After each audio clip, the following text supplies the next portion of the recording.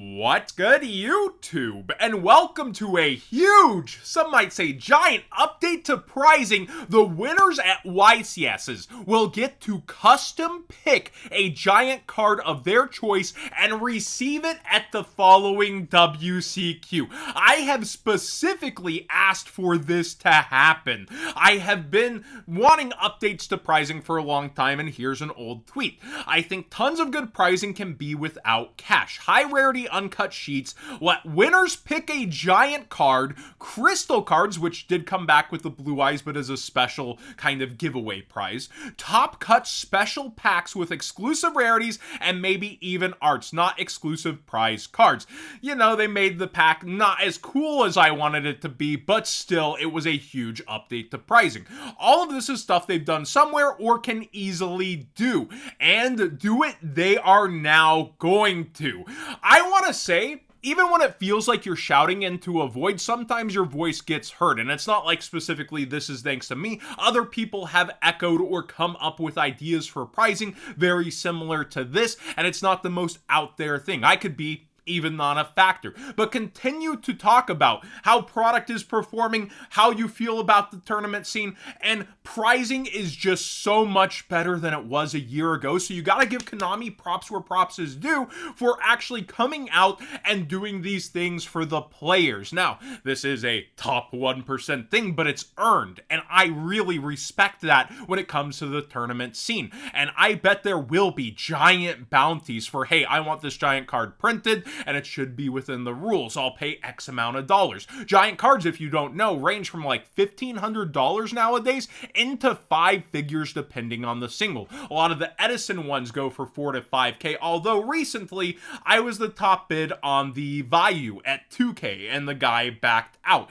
So like a lot of things Yu-Gi-Oh, some things are coming down in price, but it's still a super impressive addition to main event prizing, and being able to pick it depending on the restrictions are going to be interesting. And this is not only an NA thing, this is also for the EU, so it's worldwide. You're not excluded. They're getting both regions of play. I like to see that as well. Now, I am biased. I'm a huge giant card fan, but I still think big, custom, amazing prizing is cool, but the restrictions will stop certain cards that you're already probably asking for, like Air Neos.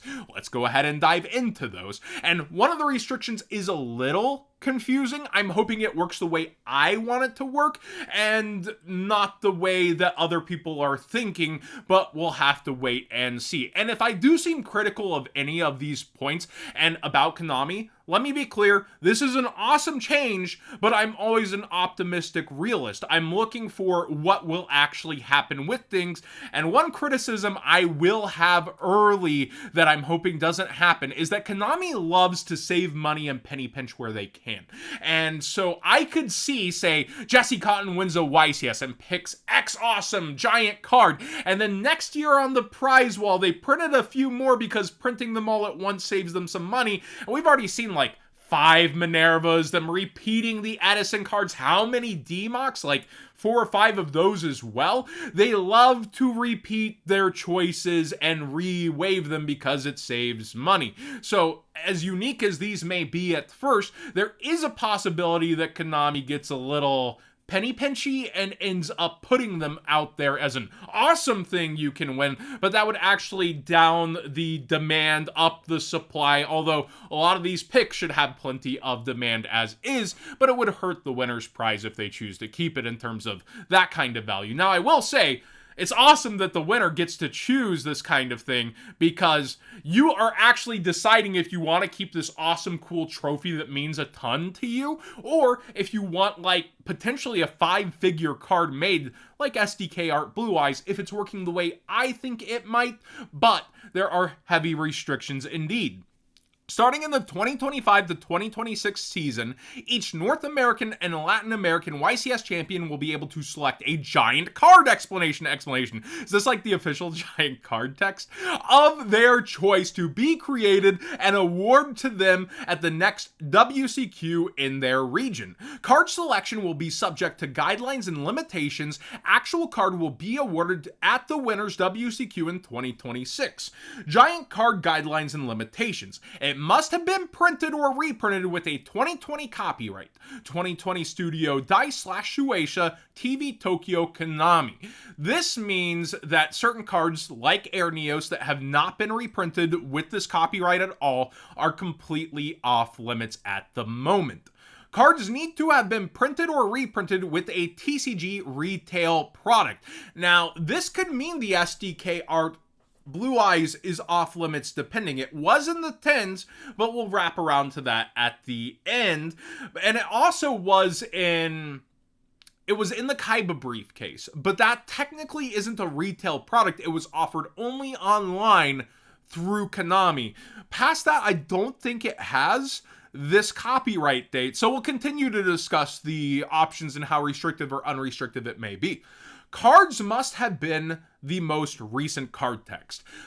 I think that one kind of sucks, but like with the time travel, the Time Wizard debacle, I think they're trying to push Time Wizard out and continue time travel in, and that goes in line with it. Even if I disagree, it's not the biggest deal, but I'd love to see like people be able to pick OGs that mean a lot to them. This is already a custom prize that's not going to be used. These card types may not be chosen. Currently forbidden. This is a head scratcher to me because like they've done Giant Pot of Greed before. YCS prize cards, WCS prize cards or replica, Speed Duel cards, cards with the Speed Duel watermark. So does this mean that also Speed Duel reprints are off limits? Or are you just saying we would remove the watermark but let you use that card? I own a lot of Speed Duel Giants, and Speed Duel ending, it makes them feel a little more special to me, but it's not the biggest deal in the world. A lot of people think that mark is ugly and ruins the card, so that's its own debate. I have grown fond of it because it means quality to me on a card, but again, I can attest that, yeah, a lot of people find it not that pretty. It really just comes down to, does this restrict picks or not? Token cards. And then the following rarities are allowed. This is what's very confusing to people and not clear. Common, rare, super rare, ultra rare, secret rare. So are we saying that we can print the card in any rarity you want, or does it have to come from these rarities? Now, Electromite's banned. That was one that people were already talking about, including Triff, and it can't be because it's forbidden. Also, Magia does not have any of those rarities. So, can I get a giant Magia in secret rare, or is it off limits? That's what we currently don't know. Like, I wouldn't pick this one first anyways, but if it's that case, then it's off limits. This has already been a giant card in, I believe, South America or Central America, one of the two, and I got offered it a while ago. I ended up turning it down for the price point. But like the forbidden cards, these kind of cards, obviously off limits, but is this one?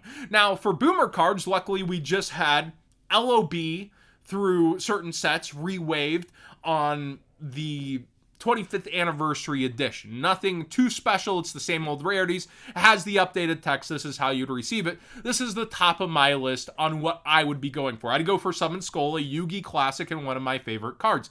Giant Jinzo already exists, and Grandmaster would be my other. However, with the 2020 copyright mark, I think it's only been quarter century secret rared. So the question then again could be, if I happen to win and come back, play really hard, train, do a YCS, could I pick Grandmaster because it has the copyright, or is it blocked off by the end text? Or could I just make it a super rare like the actual promo it debuted as? Could I make it secret rare like it used to be?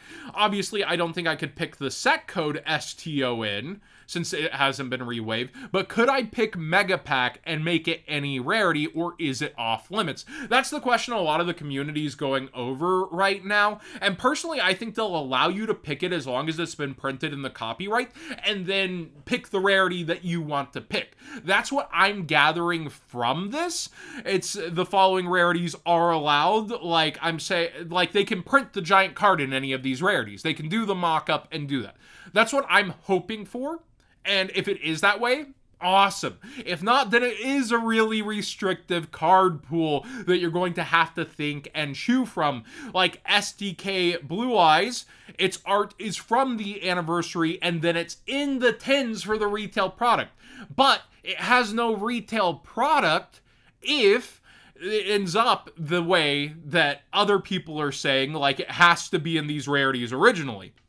Then it's quarter century secret rare and it's other reprints not in retail. To me, I would think they could just go ahead and do this because, like, Rhyme Style already got an MFC art, I believe, Dark Magician Girl, actually from Konami. So it's proved that they can just go ahead and do that, and that would also mean that, you know, it was quarter century in the 10s instead of being in a product that we don't have access to in the current list. I'm hoping the 10s are accessible and it doesn't get choked out by these means, because STK Art Blue Eyes is immediately on the mind of a lot of people. It would be the 5-figure card out the gate that somebody would be going for, in my opinion. And I don't know if I'd be bidding that high on a giant card. I think my limit's 5,000, but at the same time, if it's one of my absolute favorites, I might go dive into the deep end and start saving up and eating out less and all that good stuff.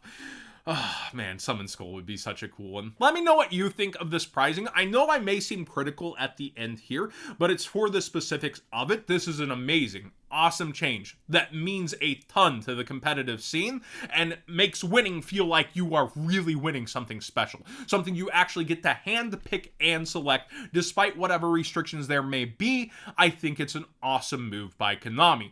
I don't mean to glaze them too much, but this is something I have advocated for, something that I support and want to see them do more of. I don't want this to be the end of pricing updates. I think the pricing pack could use a huge rework, and we'll see how it actually performs by year's end.